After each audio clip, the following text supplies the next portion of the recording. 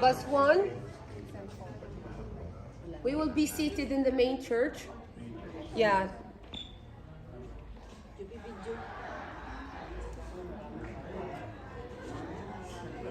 June, ask your people to come second bus, so they will be also here in the yard. I know Walid because he went to pray.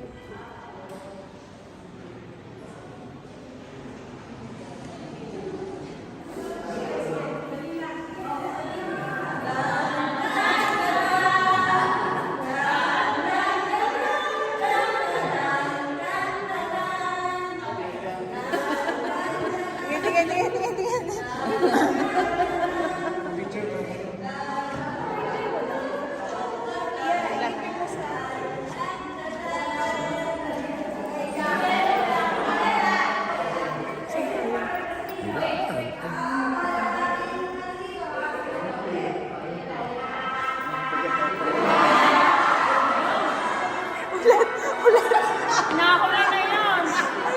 Ulitin, ulitin.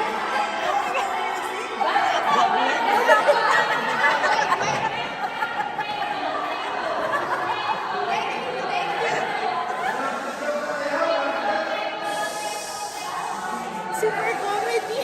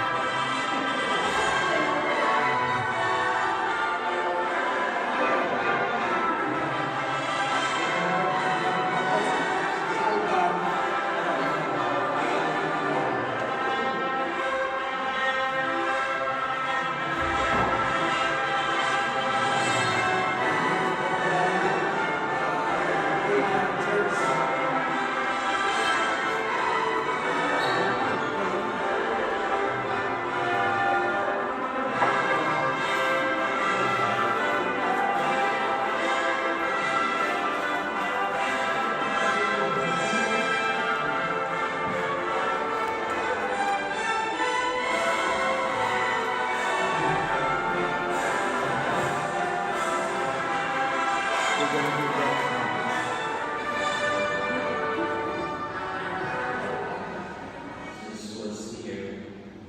Jesus and his disciples were also invited to the wedding. Maganda mga kapo sa ating lahat. Nakita ko naman wala tayong English speaker, kaya mas maganda kung Tagalog si Father Tony ngayon o umili. No, ating sa misang ito, kasama ng ating mga personal na intensyon, nadalala ng ating puso, ay ating pagdadasal ang ating mga pamilya. Pagdadasal ang lahat, ang mga magre-renew na natigit lahat ngayon, ang mga magkakasama ng pamilya, ang mga pamilyang sugatan, ating ipagdadasal, at ang mga naghahanda para sa buhay ng pag-asawa. Ito ang mga personal nating intensyon na ihahayo natin sa Diyos. In the name of the Father, and of the Son, and of the Holy Spirit. Una, happy birthday kay Martin. At ang buhay ni Martin nagmula sa mag-asawa, sa kanyang mga magulang. Mga pare, huwag iisipin hulog ng langit. Mas fundamental na sakramento sa simbahan ay ang matrimonyo. Kung wala kayo, wala rin kami. Kaya kayo lahat ang bida ngayon, higit ay si Jesus. Sasabihin naman, paano kaya yung mga walang asawa? Huwag kayong mag-alala. Bago nyo pa makilala ang inyong mga asawa, tayo ay ikinasal natin sa Diyos. Noon tayo binigyan, sinariwan natin. Tatapusin ko ang may examination, may susundo na umuli ni Father, maligaya ang mag-isa kung si Kristo ay kasama. May kanyang ligaya ang pag-aasawa kung si Kristo ay kasama. Ang matrimonyo, kung hindi kasama si Kristo, ay purgatorio sa mundo. Kaya ang hamon sa ating mabuting balita, gawin natin ang ipinapakuha sa ating Kristo. Sa mga pagkakataon hindi natin nagawa ang kanyang gusto, ating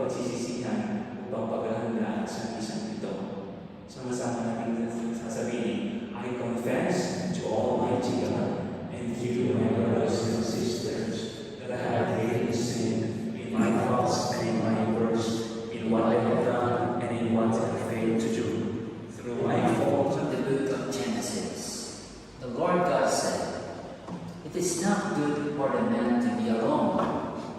I will make a helper suited to him. So the Lord God formed out of the ground all the wild animals and all the birds of the air, and he brought them to the man to see what he would call them. Whatever the man called each living creature was then its name. The man gave names to all the tame animals, all the birds of the air, and all the wild animals. But none proved to be a helper suited to the man. So the Lord God cast a deep sleep on the man, and while he was asleep, he took out one of his ribs and closed up its place with flesh. The Lord God then built the rib that had been taken from the man into a woman. When he brought her to the man said, "This one at last is bone of my bones, and flesh of my flesh. This one shall be called woman, for out of man this one has been taken. This is why a man leaves his father and mother, and clings to his wife, and the two of them become one body." The word of the Lord. Responsorius and his disciples were also invited to the wedding. When the wine ran out short, the mother of Jesus said to him, "They have no wine." And Jesus said to her, "Woman, how does your concern affect me? My hour has not yet come." His mother said to the servers, "Do whatever he tells you." Now there were 6 stone water jars where she was ceremonial washing, each holding 20 to 30 gallons. Jesus told them, "Fill the jars with water." So they filled them to the rim. Then he told them, "Draw some out now and take it to the head waiter." So they took it. And when the head waiter tasted the water that had become wine, without knowing where it came from, although the servers who had brought the water knew, the head waiter called the brother and said to him, "Everyone serves good wine first, and then when the people have run freely, an imperfect wine. But you have kept the good wine until now." Jesus did this as the beginning of his signs here in Cana in Galilee. And so revealed his glory, and his disciples began to believe in him. After this, he and his mother, his brothers, and his disciples went down to Capernaum and stayed there only a few days. My brothers and sisters, the Gospel of the Lord. These words are not sufficient. Minsan po kulang ang salita. I am reflecting this every time that I will celebrate, shall we say, renewal. Because when we say renewal, it is something that is expired. Na-expired ba ang inyong samahan? Of course not. Sa Tagalog naman, ang tawag natin dito ay sinasariwa. Pag sinariwa ay nabulog. Hindi naman nabulog. May liturgical word sa English na ginagamit. Commemoration. Pero parang hindi ko practice yung commemoration because when you are commemorating, you are remembering, it is something that you forget. Sa Tagalog, mas maganda yung ginamit na salita. Isinasangayon. Isinasangayon yung inyong wedding. Ako man, every time that I will attend an ordination, parang piling ko ako yung inoordinan. Parang bagong-bago akong inoordinan. At dito, nangyari yung present ng our Lord Jesus na institusyon, ang family, ang marriage, bago lahat ng mga sakramento na napakinig natin sa unang pagbasa sa Genesis, di man ka created man, He created man and woman, and doon ang pagsasama. It is clear that what God has put together, let no man separate. Unang punto. Jesus said to His disciples, love one another as I have loved you. That should be clear. Love one another. Yung iba dyan, binabaliktad. Love another one daw. Kaiba po yun. Sabi ni Father, love one another, love another one. That's different. Love. Ito po yung sinasabi. Love. Kaya tayo narito, ang ating basihan ay pag-ibig. Pag-ibig ni Jesus. At dinungtungan ni Jesus. Sabi ni Jesus, if you really love me, keep my commandments. Yesterday, when Jesus asked Peter, tanong Peter, you love me? Yes, I do. Peter, you love me? Yes, I do. The third time, sabi Peter, you know everything. You know that I love you. Sana kayo din ng husband and wife. Na naman ako may tatalo, you know everything of my life. You know that I love you. Pero hindi kasunod. Kasi ang kasunod ay, keep my commandments. And yung sinabi ni Jesus, ano sabi ni Jesus? Dito, woman, how does your concern affect me? Sabi ni Mary, wala nang wine. They had no wine. Then, Mary said to the servers, do whatever He tells you. Kaya sa husband and wife, nandun po yung tinatawag natin obedience. Yung pagsunod, galing sa salitang Latin. Ibig sabihin ng sumusunod ay to listen, nakikinig. Yung labas sa kanan, pasok sa kalwa. Ibig sabihin to pay attention. We have to listen. Kayo po, mga mag-asawa. Listen, Father, sumusobra naman. Minsan, natin kayo. Ano pagka sumusobra? Ano po ang dapat natin gawin? May isa pa pong kasabihan. Virtus in sta medio. Ibig sabihin po, virtue lies in the middle. Di sobra sa mga tanyo sa babae. Pagka sobrang taba, kasamahan na. Pagkakulang na ulang, nagpayat na. Hindi naman ibig sabihin na sa gitna, katamtaman. Tayo kumakain, masama ang sobra. Pagka naman kulang, masama din. Ibig sabihin, ay babalansin natin nasa gitna. Ibig sabihin ng pagsasamahan na minsan ay sumusobra na ang iyong pagbababae, ang iyong paglalaki, ang iyong bisyo, sobra na yan, kailangan bawasan yan, hindi siya nagiging bisyo, kaya kailangan kinokompress po natin sa gitna. Sa kahulihan, gaya ng sinabi po kanina ni Monsignor Erickson, we need Christ.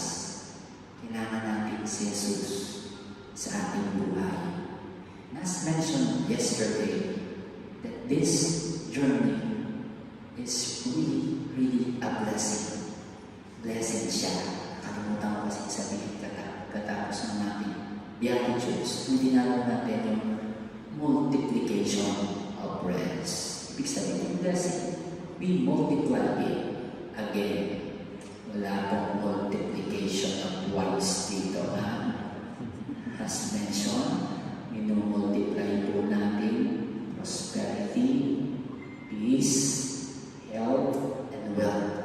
We multiply this because this is a blessing. Kailangan natin ang Diyos. Kasama natin ang Diyos, tayo pagpapalain. Sabi ni Jesus love one another as I have loved you. Do not love another one. Mahalin mo lang ang inyong asawa. Yun lang, ha?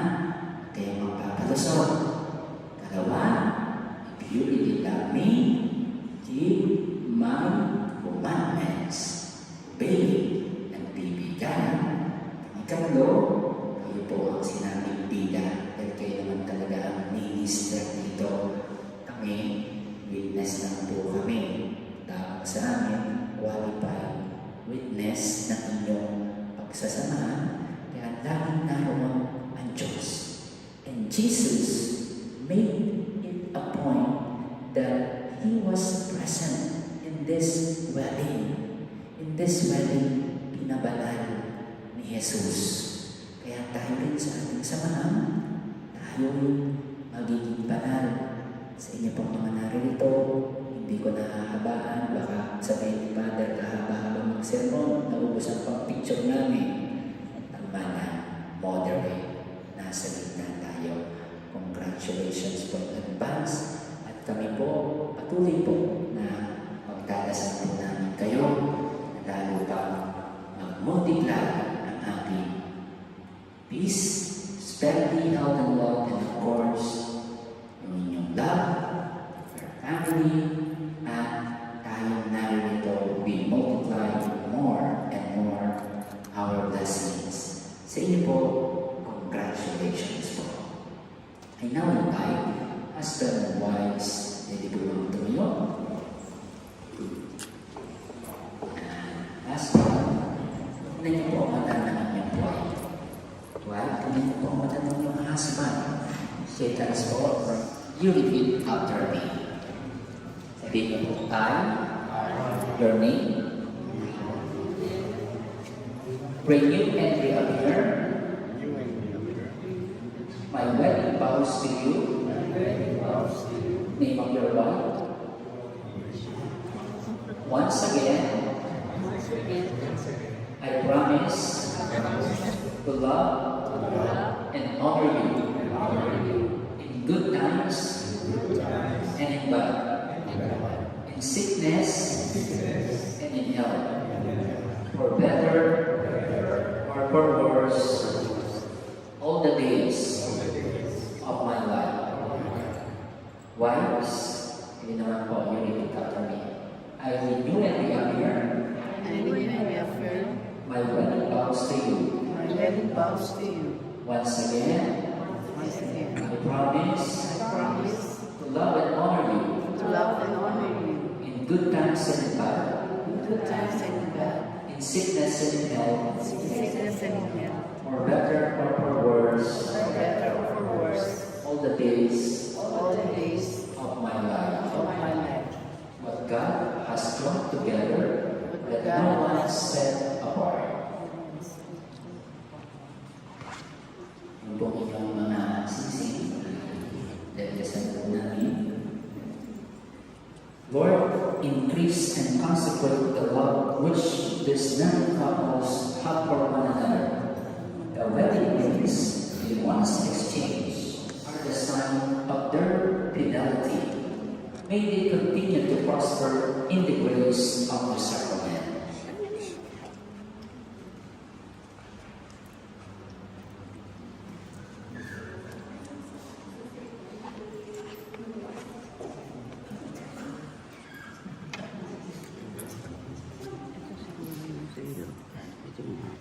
Mga baligtad.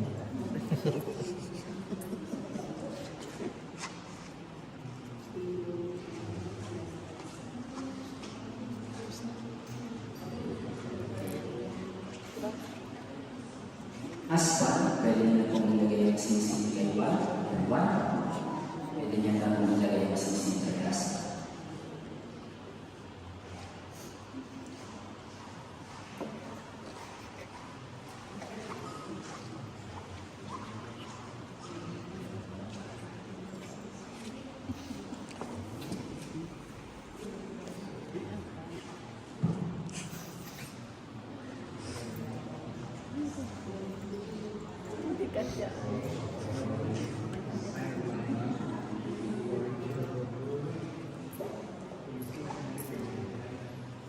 may suot na po ang lahat ng singsing.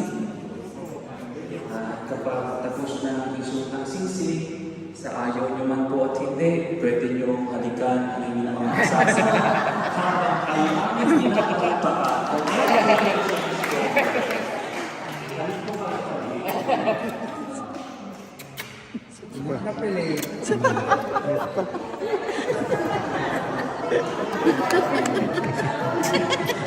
Siya po po ulit. Siya po po.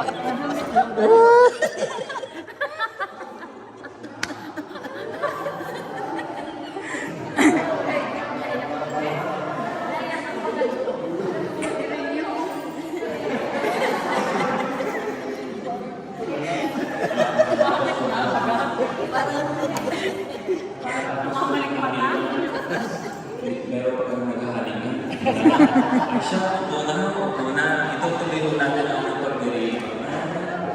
Mamaya hindi, tuloy na sa lagay.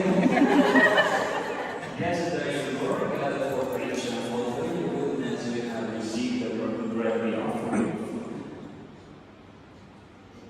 Receive the one we offer you, fruit of the earth, and work of human hands, it will become our spiritual drink. Blessed be God.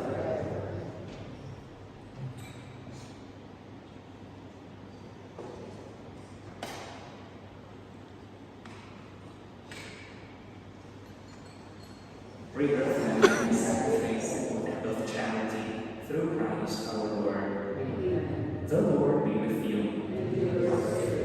Lift up your hearts. Let us give thanks to the Lord our God.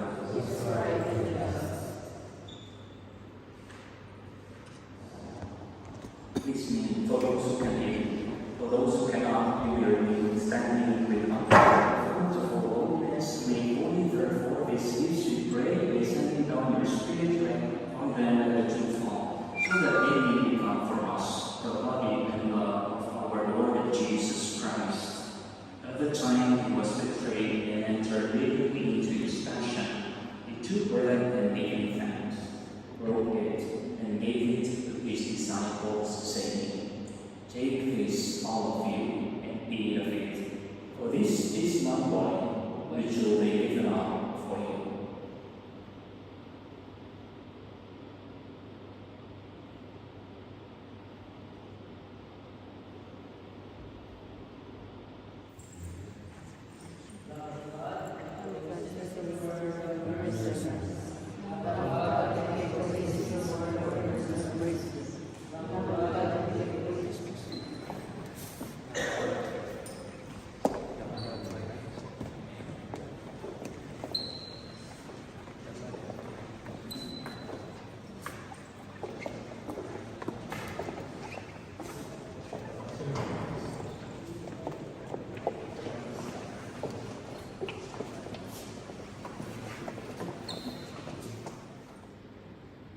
The explanation of Rim is much as well, because she mentioned that 2/3 of the population of Fina are Muslims.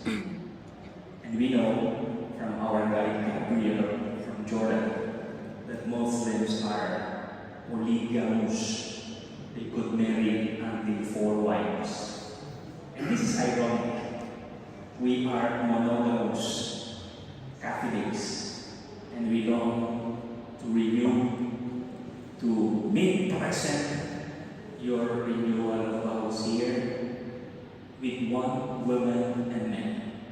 This says a lot for me, that in the midst of a polygamous culture, we go against current and we stand again.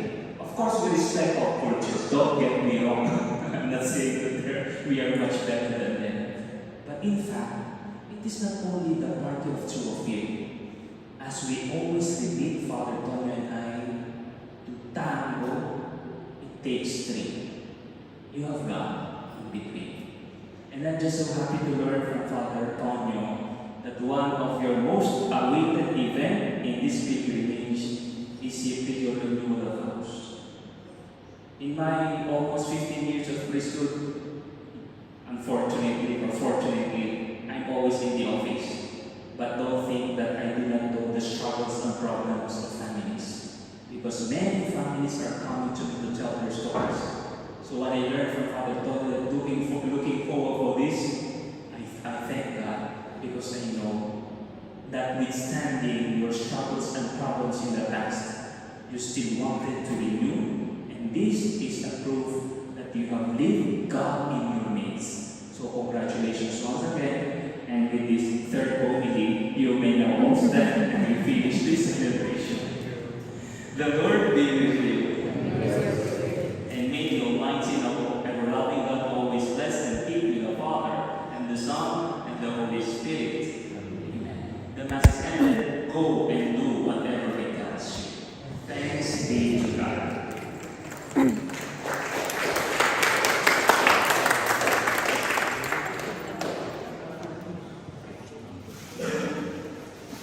We have 20 minutes more or less. So, ito po muna ang ating gagawin natin. June, pwede picture tayo. Per couple po muna, kasama po kami ng Brother Erickson. Take time po tayo. Ano po? We have more time. Say something.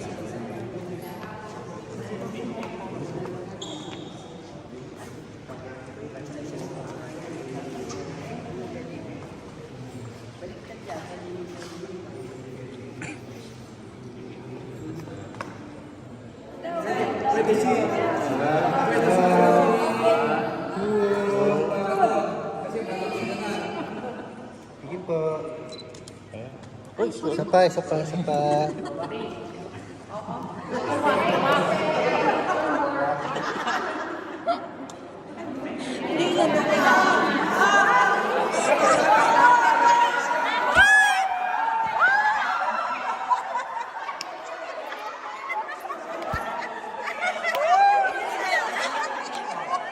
all yours. So, God bless. Please, bigyan na niyo si Ann para awa.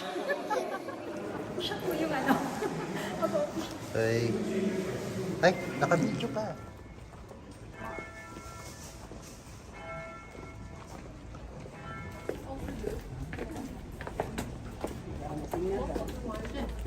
Oh,